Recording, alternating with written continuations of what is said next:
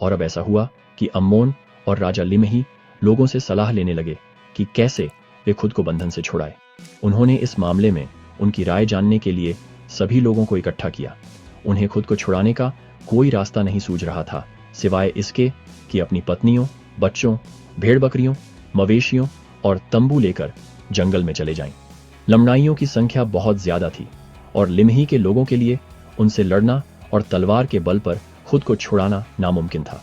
अब ऐसा हुआ कि गिदोन आगे बढ़ा और राजा के सामने खड़ा हो गया। उसने कहा, हे राजा, आपने पहले भी कई बार मेरी बात सुनी है। अगर मैं आपके कभी काम आया हूं तो कृपया अब मेरी बात सुने और मैं इन लोगों को बंधन से छुड़ा दूंगा। राजा ने उसे बोलने की अनुमति दे दी। देखो, शहर की पिछली दीवार से एक गुप्त रास्ता जाता है। लमनई रक्षक रात में शराब के नशे में होते हैं। चलो, हम अपनी भेड़ बकरियों और मवेशियों को इकट्ठा करते हैं और रात में उन्हें जंगल में भगा ले जाते हैं। मैं जाकर लमनइयों को शराब की आखिरी भेंट दे आता हूं। वे नशे में होंगे और जब वे सो रहे होंगे तो हम उस गुप्त रास्ते से निकल सकते हैं। हम शिलोम देश के चारों ओर यात्रा करेंगे और जंगल में भाग जाएंगे। और राजा ने गिदोन की बात मान ली।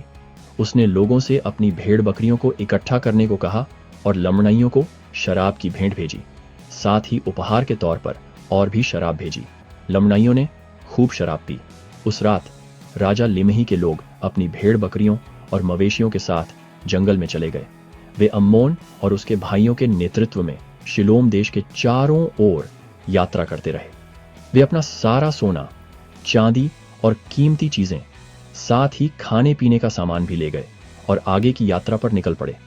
जंगल में कई दिनों तक चलने के बाद वे जार-हेमला देश पहुंचे और राजा मोजिय्याह के लोगों में शामिल हो गए और उनके प्रजा बन गए।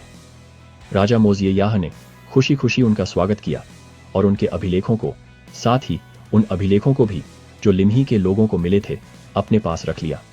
इस बीच लमनाइयों को पता चला कि लिमही के लोग रात में चले गए हैं। उन्होंने उनका पीछा करने के लिए जंगल में एक सेना भेजी। 2 दिन तक पीछा करने के बाद वे उनका पीछा नहीं कर सके। वे जंगल में खो गए और इस प्रकार लिमही के लोग बंधन से मुक्त हुए और जार-हेमला पहुंचे, जहां वे आजाद थे। ये महान पलायन था जो विश्वास, साहस और प्रभु के मार्गदर्शन से संभव हुआ।